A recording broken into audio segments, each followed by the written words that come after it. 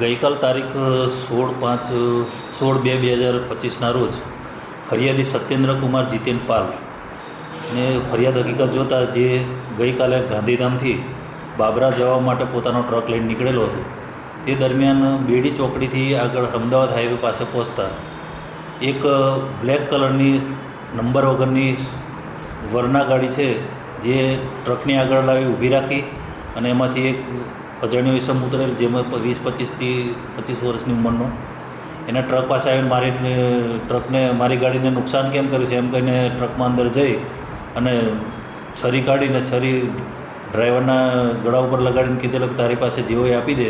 પછી તે કરે એના ખિસ્સામાંથી કંઈ મળેલું નહીં. તે દરમિયાન આરોપીએ એનો મોબાઈલ લીધેલો. મોબાઈલની અંદર જોતા તો એના ગૂગલમાં 16,200 રૂપિયા હોય, જેથી આરોપીએ ગાડીને સાઈડમાં કરી એનો ટ્રક ઊભો રાખી એની ગાડીની ચાવી લઈ લઈ અને ડ્રાઈવરને પોતાની ગાડીમાં બેસાડી અને રાજકોટમાં 1.5 કલાક જેવું અલગ અલગ ગોળ ફેરવતો રહ્યો. ત્યારબાદ એને સંત કબીર રોડ ઉપર નકળંગ ડેરી છે તેની પાસે જઈ અને પોતે વાત કરેલ કે મારે તાત્કાલિક રોકડા રૂપિયાની જરૂર છે, તો હું તમને ગૂગલ પે કરું તો મને તમે પૈસા આપો. જેથી એને ડેરીવાળાને ગૂગલ પે ફરિયાદીના ફોનમાંથી ગૂગલ પે 16,000 રૂપિયા કરેલા અને એની પાસેથી રોકડા રૂપિયા લઈ લીધેલા. ત્યારબાદ ફરિયાદીને લઈ અને ફરી થોડો આગળ ફરીને ગાડીમાં એને માર મારી અને ફરી પાછો ગાડી એના ટ્રક પાસે લાવીને કીધેલું કે જો આ વાત કોઈને જણાવી છે તો હું તને જાનથી મારી નાખીશ ને તને જીવવા નહીં દઉં જેવી વાત કરેલી. ત્યારબાદ આરોપી એને ટ્રક પાસે એની ચાવી આપીને એને છોડીને જતો રહેલો છે. ત્યારબાદ ફરિયાદી જે છે એ પોતાના સેઠને ફોન કરે છે કે મારી સાથે હવે એવી ઘટના ઘટી છે. પછી એને પોલીસને જાણ કરવાની વાત કરી દીધી. મેં પોલીસ પાસે જાણ થતાં એ બાબતની ફરિયાદ લેવામાં આવેલ.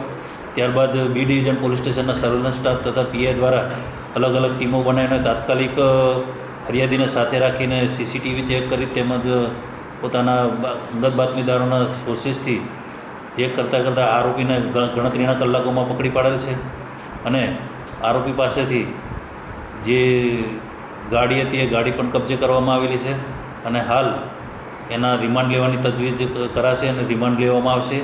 તેમજ આગળની તપાસ છે જે.આર. સોલંકી પીએસઆઈ સ્ટાફ ચલાવી રહ્યા છે અને હાલ આરોપી અજાણ્યા એ સમયે તો આરોપીની ઓળખ પણ કરવામાં આવશે.